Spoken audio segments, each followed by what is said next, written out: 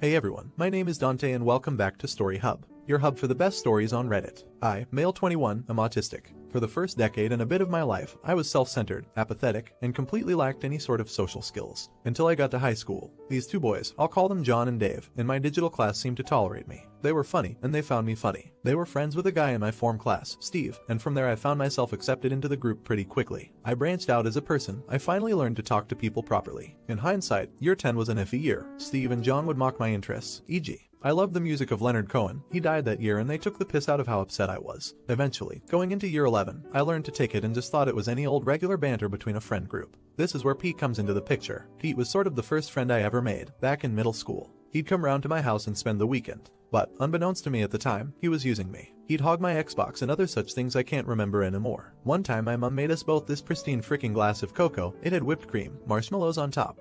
The whole freaking works. I knew very well that this was just a treat. But Pete wanted me to go and ask my mom for another one. So I did. And right then and there she saw straight freaking through the cunt like he was a pane of triple glazed glass. She knew I'd never be so daring to ask for something like that. And so later on in the evening she came into the room to check up on us. Pete was on the Xbox. My mom very gently told him that, you know, it's my Xbox too, and I probably wouldn't mind to go on it. The next day, I went up to Pete, and the first thing he said to me was, "Go away, Kev. Nobody likes you." That was it. He didn't want anything to do with me from then on. He bullied me for the rest of my time in middle school. Back to year 11, and Pete's in my history class for the year. Says it's time to call it quits. Well, we're like two peas in a freaking pod from then on. My parents, somewhat unsurprisingly, will only let him stay for one night now, if even that. Pete gets me into smoking weed. Then year 12 comes along, and the whole posse is now a group of stoners. If weed isn't involved, we don't go out to see each other. Later on in the year, Pete steals some oxycodone from his granddad's cancer-riddled partner right before she died. The same granddad he claimed to love like a dad. We got kicked out of another mate's house for being too loud, and so we sat in my car for the rest of the night, fricked up on oxys and buds. Since Pete only listens to mumble rap, I'm showing him some of my all-time favorite songs. Dire Straits, Godspeed You, Black Emperor, the song Maggot Brain, Tool, as much music as I can cram into a single night. Well, this night was the turning point. I'd been playing guitar for 2 years up until this time, and it was this night that Pete decided we should make music. According to him, we'd use my instrumental skills, combine them with his rap production skills, or lack thereof. He thought that it'd be something easy to pick up, and we'd be famous in no time. Of course, in hindsight, his actual plan was to get me to do all the work and then slap his name on it.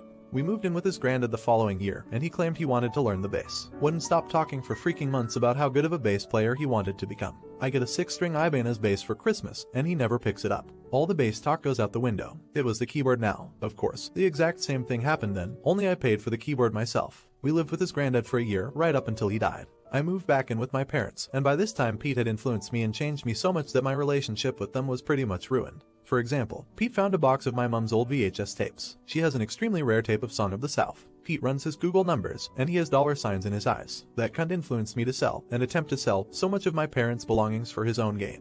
My mom still has her videos, thank God, but other things like some of my dad's cassettes weren't as lucky. Anyway, because of this, living with them this time around was a lot harder. I didn't understand why then. I certainly do now. Anyway, from 2020 to 2021 nothing much really happened. We both went from job to job, although I'd be staying at mine for a lot longer than he would. He'd have a job for 3 months, quit, then be unemployed for 9. We were trying to save up for our own place together, because we absolutely freaking needed to, otherwise the whole music plan wouldn't work out. The same reason we had to spend thousands on actual professional recording equipment that we don't know how to use, I guess. 2022 rolls around. Pete's living at John's parents', which was only supposed to be for 6 weeks while he found another rental, working as a healthcare assistant, and I meet a woman. From the get-go, Pete was trying to convince me not to go and see her. But I did. For the first month or so, I'd have to drive 2 hours up north to see her. It was worth every second. We made it official after less than 3 weeks of seeing each other in person. In a pretty risky move at the time, she moved in with me at my parents' after a month of dating. Since they were so used to Pete and his behavior, they were pretty hard on us at first. But they warmed up to her quickly in a flash. Now the ball's really rolling for a house. My girlfriend and I would be looking at houses every day, sending them to Pete. There was always something wrong with them. Too dodgy. Oh no, that's on a main road. My cat's not very smart when it comes to cars, even though his granddad's house was on a main road and the cat was fine.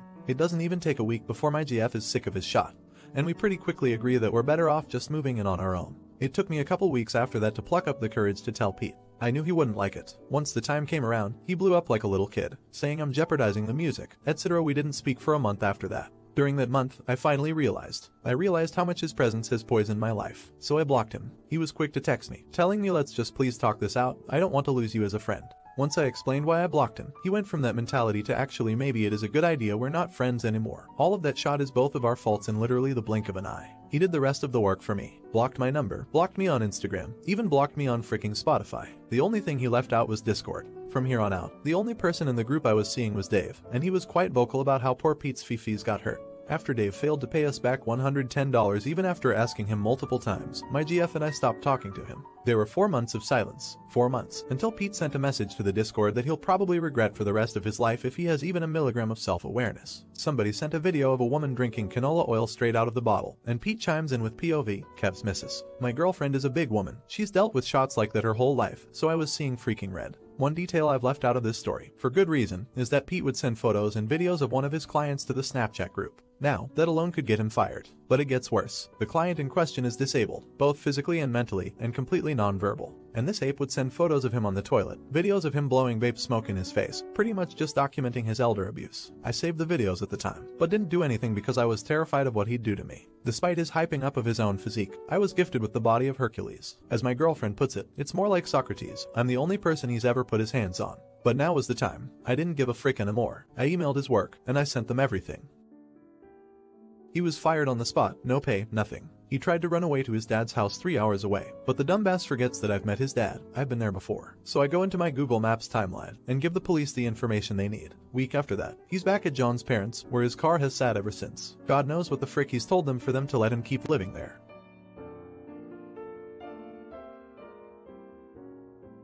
I got a message from Steve on New Year's Day. Fuck, I'd hate to be you. You soft cunt. You dogged Pete for that fat gross bitch. I just sent him a shrugging shoulder emoji. After another couple messages from him along the lines of die cunt, I asked him WTF has Pete told all of you anyway. I haven't received a response. But here I am, coming up to a year with the love of my life now, in our own place, with a steady dual income. We see my parents every week now. Pete's still got no job. John's still being cheated on by his girlfriend who he refuses to leave. And Dave's gone from welding apprentice to supermarket shelf stacker. I realize now how much of a bunch of losers they really are. And I remind my girlfriend every day that I made the best decision of my life to stick up for her and stick by her. Not an idiot. The only thing I'm sad about is how long it took you to figure out how big of a cunt Pete was. I also work with developmentally disabled adults, and if I saw someone doing that to someone, I'd probably break knuckles on his face. You absolutely did the right thing. Fuckers like that should not be allowed near vulnerable people. Glad to hear you're living a normal, healthy adult life. It only gets better. Everyone sucks here. Boy, you are a bit of a vindictive baby, aren't you? Pete didn't put a gun to your head for any of your choices. I'll bet you're plenty capable of selling your parents shot with no influence. He's a right piece of shot, just for different reasons than you. Don't make enemies. Kid, you ain't smart enough for em. Everyone sucks here. Pete and your old friends are shitty people. Good that you are away from them, and your girlfriend seems like a good person, but this definitely comes off as it's not my fault my life is shit. You still made the decisions you made, no one else.